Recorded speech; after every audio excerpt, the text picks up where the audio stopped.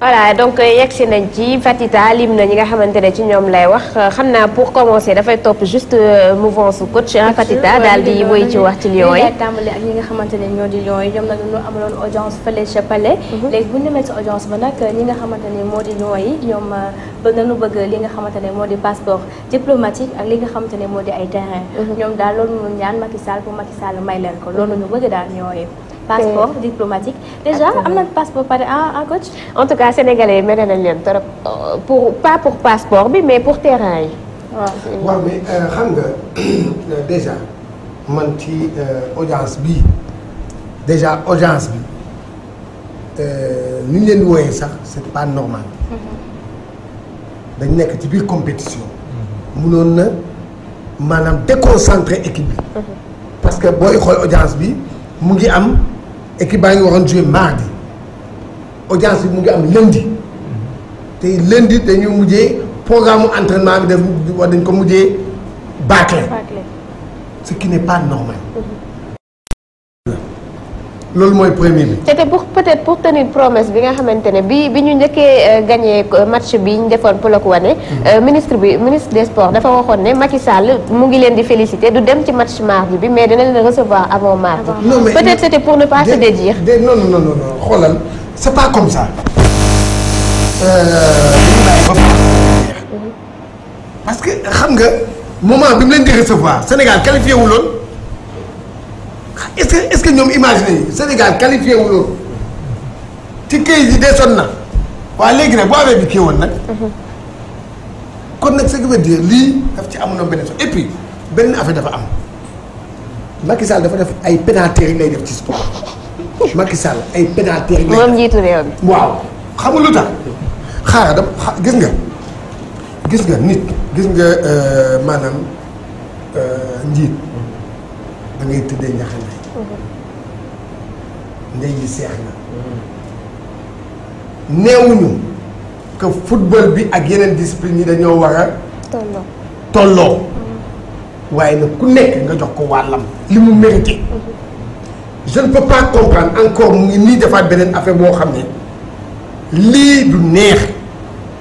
les sportifs. karaté dem na fi Yaoundé gagné médaille d'or ba léegi recevoir wuñ leen. vraiment. Ndiaga Samba jeu de dames dem remporter jeu de coupe d'Afrique championnat d'Afrique ba léegi Macky Sall recevoir leen. am na fi ay kii roller yi passé dem nañu gagné kenn fa woowuñu kenn recevoir leen. waaye léegi football gagné ba léegi kon daal fii daal Sénégal léegi football ak basket rek la ñuy recevoir. football ak basket rek la ñuy recevoir léegi ñu collé nag na sport yëpp bàyyi ñu bàyyi leen ñu leen sport sénégalais 2 disciplines kese moo fi am. loolu mooy pénalité yi Macky Sall di def ci ci sport waa ci biir sport. et ce qui n'est pas kii et puis beneen affaire dafa am dégg naa mun di joxe ku nekk 20 millions nay leer nag ci 20 millions yooyu bu ñu defaat bu ñu nee 20 millions yooyu prime boobu bu ñu nee nag bu xaay 7 milliards yooyu ñu xam ñu jël ko ci bokku ci de. buñ ko ci boole nag. buñ ko ci boole. buñ ko ci boole.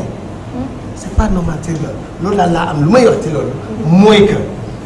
Macky Sall man defe naa ne amul ay conseillers sport yoo xam ne dañ koy wax parce que bu fa nit nekkoon na ko ne non avant ngay recevoir ñii.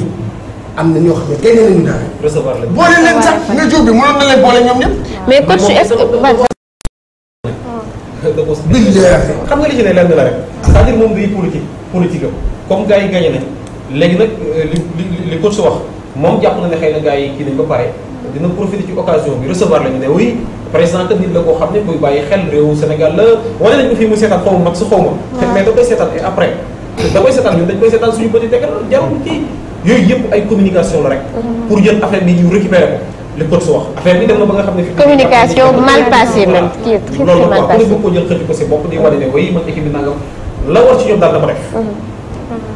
la war ci ñoom na ko def mais soxla woon bu leen di recevoir surtout ci veille mars comme ni ko coach waxee mu nekk loo xam ne mënoon naa leen a perturbé ak yëpp quoi te nag lii coach wax nii gars yi ñu ci doon gën a bëgg bàyyi xel dëgg bu yàlla defoon tey defetam dëgg la dëgg la et coach ci wàllum communication ba tey est-ce que Lions yi ñoom ci seen bopp seen communication desul c'est-à-dire dem jàkkaarloo ak président ñu laaj la li nga bëgg nga laaj ay terrain frustré un peu sénégalais yi nga xamante ne y a une semaine ñoo leen doon jubileel enfin les gens ils ne comprennent pas que nit yoo xamante ne ñu ngi gagné ay millions par semaine des milliardaires di laaj ay terrain te mënoon ko jënd ci seen xaalis boobu wala mën a contribuer un peu xam nga mooy li ma lay wax fédération seen communication moo baaxul parce que boo amoon benn communication fédération boo amoon benn cellule de communication boobu day wax joueur yi bu leen fa wax loolu bàyyi leen njiitu réew moom ñoom ñoo koy wax bàyyi di laaj non bu laaj yow am na loo def comme li Abdou Diouf waxoon def lu rëy am lu rëy nga toog di xaar c'est vrai que c'était le cas Abdou Diouf immeuble yi nga xamante ne loolu la may li dafay toog am même Lyon yi bi ñuy demee ba Macky Sall dinañ jox ay kii ñoom demuñu laaj ba fa dégg naa di laaj ay kiiw passeport diplomatique ay nangam dafa nekk beneen pénalité bu ma fàttoon boo xam ne Macky Sall def na ko moom mooy quand Macky Sall wax ne waaw mootu leen jigéen ñi ca filao ya waaw mais attends xam nga loolu bu ko waxee day frustré waa 2002. c'est vrai ou bien day frustré ñi fi nekkoon yeneen équipe nationale yi. dafa mel ni équipe nationale yooyu daal. même bu nekkee loolu lañ doon def moom waxu kaa wax. waxu kaa wax. waxu kaa wax. na bàyyi na ba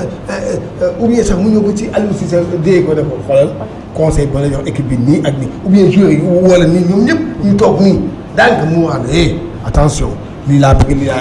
waaye di koy wax noonu. ana yoonu moytu leen jigéen ñi foofu. ana yoonu moytu lu toll ni njiit la parce que yor na ana kii. c'est gars yi parfois comme dañu naan diw dafa ñàng dafa nangam xam nga moom bi mu doogee ñëw nekk président ñu bëri dañ doon wax naan woy day ñàngal day def nangam léegi nag mooy tax lu bëri lu muy def rek da ciy bëgg a boole affaire yoo xam ne ay affaire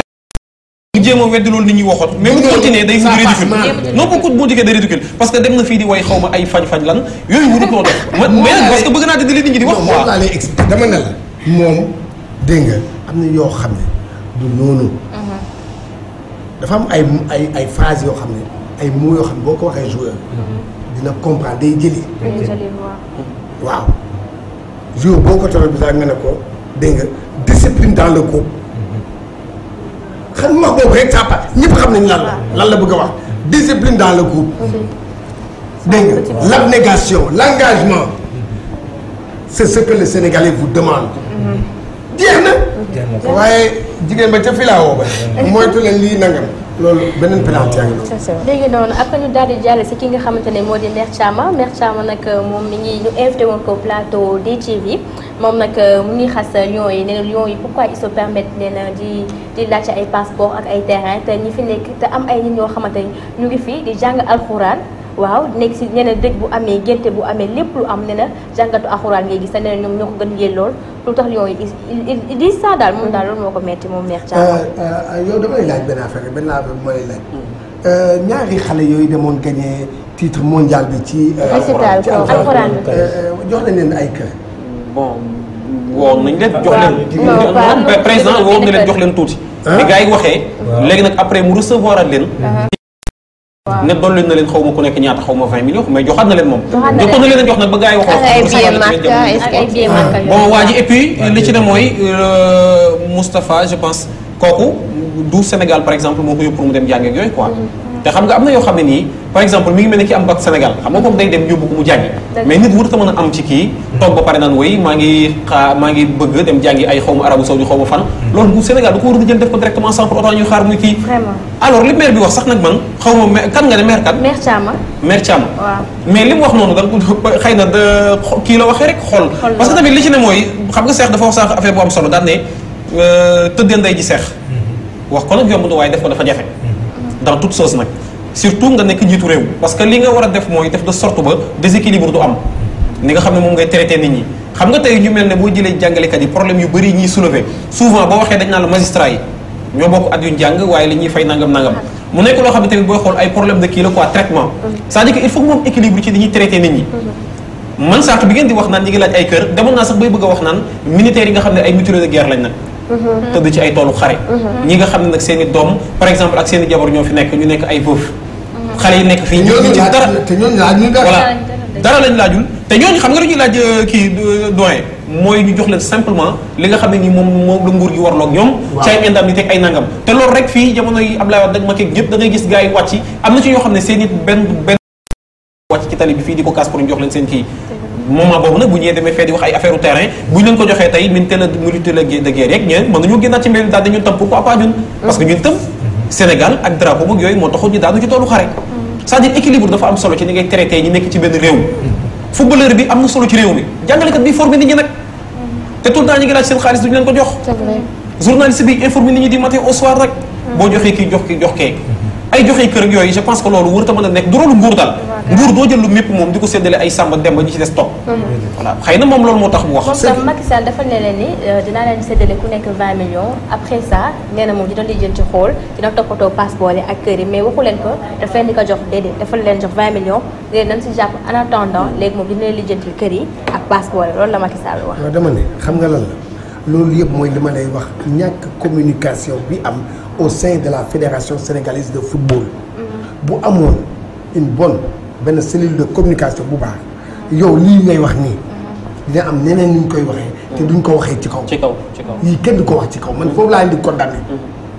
yii boo koy wax day am kenn mooy kii ou bien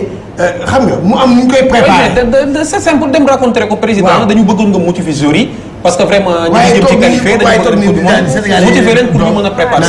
et puis xam nga c'est la manière qui fait différence. ñoom waruñu woon a laaj mais que leen di jox it bu ñu da leen di jox waru ko woon wax ci kaw mais nag dañuy politique daal jàll si ki nga xamante ne Fadiga moom dañ ko invité woon barki démb fële si 2STV léegi moom nee na nan bàyyi di wax Sadio Mané numéro 10 nan bàyyi également di ko tëkkalanteeg ak Sadio Mané comme moom mooy numéro 10 parce que il a été formé et préparé pour ça maanaam numéro 10 bi dañ ko formé préparé que pour loolu nee na que Sadio Mané moom grand-wam la ndax nee na Sadio Mané c'est son petit quoi en quelque sorte kon ñoom bu ñu ko gisee bu leen gisee waa équipe 2002 na leen jox seen cër bu mu mat sëkk que lépp si xol bi la nee na ñoom nan fexe jéem comme ñoom ñu nu def temps 2002 nan jéem a def noonu nee na ñoom nan jéem a def plus que ça daal voilà nee na lépp c'est dans le cœur que moom moo gën a yellool numéro 10 que Sadio Mané. alors ça je pense que comparaison bi c'est coach qui peut dama répondre à ça. ne bu ñuy wax dëgg rek Fadiga moo dàq football Sadio Mané. leer na naañ. man maa ko wax moo ko dàq football foofu. boo dégg nga le gaucher magique mooy Fadiga nañu waxante dëgg. et Fadiga mooy le vrai numéro 10. Fadiga mooy le vrai numéro 10. c'est vrai rôle bi kii di jouer bi kële di jouer dégg nga. ak kii rôle bi mu doon joué kii moo doon numéro 10. kii moo doon def yëfu numéro 10. parce que kii li mu doon def mooy c'est le meilleur passeur un numéro 10 c'est un playmaker c'est un passeur un décisif il marque et il fait des passes c'est vrai qu'elle itam mu ngi def kii ay na waaye nag neexul ba neexul man kooku sama xalaat xam nga nag guy dañoo bokkul waaye bu ñuy waxee moom il a raison que dise te tamit benn affaire dafa am mooy li ma doon ko wax naa ko léegi 2002 dañoo def lu ñu def ñii nañoo def lu ëpp 2002. waaw loolu la wax de lépp ci xol bi la. nañu ko def buñ ko defee man bu waa laay xam ne mais fu mu nekk ni 2002. kenn du bàyyi kii 2002 équipe bu 2002 bi ni mu defee ni mu joué équipe bu 2002 moo dàq football équipe bi. d'accord ñu daal si nga xamante ne moo di Luc Nicolaï Enco Luc Nicolaï nag moom mi ngi préparé tëgg benn lamb bu mu bëgg a amal le 10 février 2018 entre Lac de Guiers ak ki nga xamante ne moo di Balla Gaye 2 moom nag lamb bi ñu ngi koy en train de ko préparer ñu ngi def démarche yi ne ñu bëgg tëgg ko fee nga xamante ne moo di le stade Léopold Sédar Senghor qui sont en train de faire les démarches néewuñ nag mënuñu ko am mais daal bu ñu ko amee foofu noonu stade boobu moo leen gënal comme genre lamb bi avant ni mu daan amee ampleur ñii di ko préparer moom nee na loolu la namaat ci lamb bi te loolu lay indiwaat incha allah d'ailleurs si mbokkam yi nekk fii nii ñoo nekk di dox loolu nga xamante ne moo di démarche yi daal incha allah le 10 février 2018 waa VIP People ñoo ñu ko xamal d'accord voilà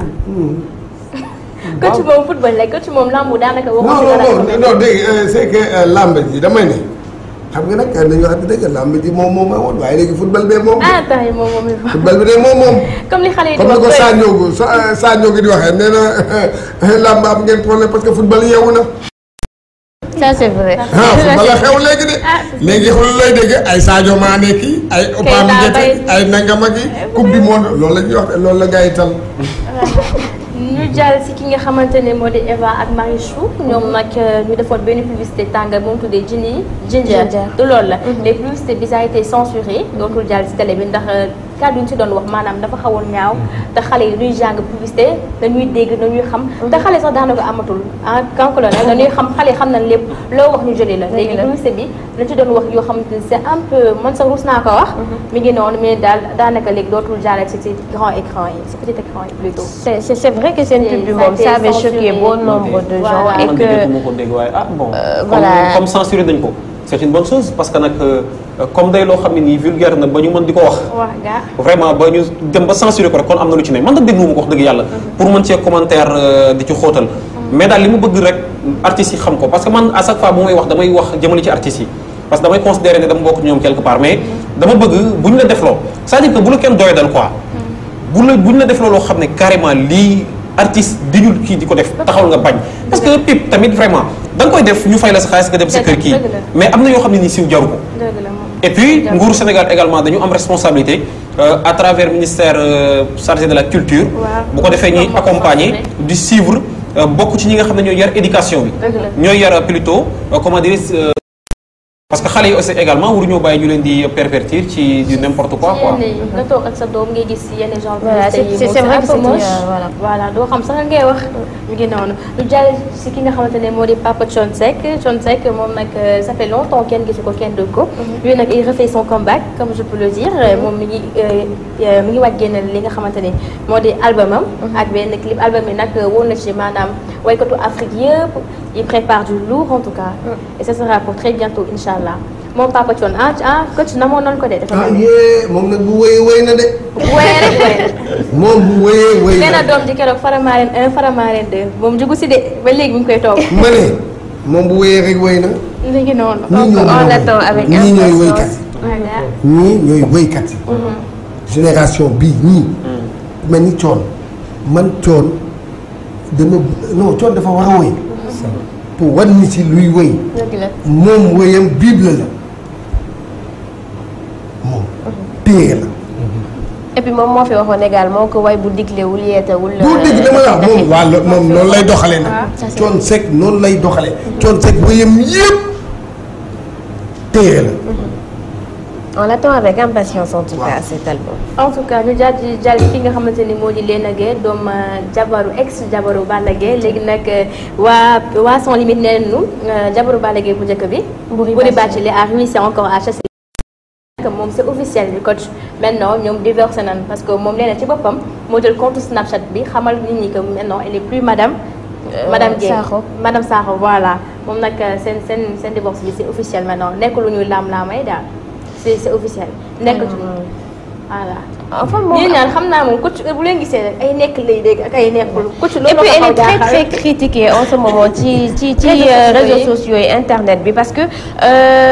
d'habitude quand même ci plateau bi dañ ko daan wax il y avait souvent des rumeurs comme quoi moom ak Balla Gaye dañu divorcé bu ñu waxee subitement quelques jours après dafay bind wax que ils sont toujours ensemble nañu ko ñaanal mu ngi sëy cette fois-ci dañu wane benn vidéo bu muy wayu mbëggeel après mu nekk nit ci nañu ko bàyyi que nekkatul jabaru Balla Gaye et que divorcé na maintenant les gens ils se sont dit que moom elle a trop l'habitude de raconter sa vie ci réseaux sociaux et que même bu fekkee divorcé na peut-être ça n'engage qu'elle ak son est-ce que du li ñuy doom dute naan est-ce que moom elle est toujours mariée ou pas le moo waral ni mu mais les démentis yu njëkkoon am c'était elle je sais pas en tout cas c'était très compliqué mais cette fois-ci moom ci boppam moo ñu ko xamal que c'est officiel elle est officiellement séparée de son ex-mari comme sëy dagan na tas dagan na aussi je pense que voilà ñu ne góor yi daal mooy fësal yi di daal waaw en tout cas di ko ñaanal ñu ngi noonu daal tey nag li laa yëg noonu ci people bi neex na Adji Colonel ñu lay remercier bu baax tey wax naa football de waaw footballeur yi dal indi football. dal indi sport. dal indi nga fi làmb. indi nga fi football. waaw noonu la bu ëllëgee nag man duma comme Macky Sall de man ñëpp laa boole. man sport yëpp ñëpp laay yemale. dama yemale yëpp. Voilà, donc Fatita, on te remercie ma bàyyi la nga tàggatoo. maa ngi lay remercier colonel di remercier sama mbokk ci toog ci plateau bi di remercier également téléspectateurs yoo xam te ne duñu tàyyi di ñu xool di ñu seetaan di ñu déglu di remercier di féliciter ñi nga xam te ne moo di gaynde ils ont bien joué. en coach man kontaan naa daal en tout cas kontaan naa vraiment di leen jox dig daje lundi incha allah. ak yeneen people.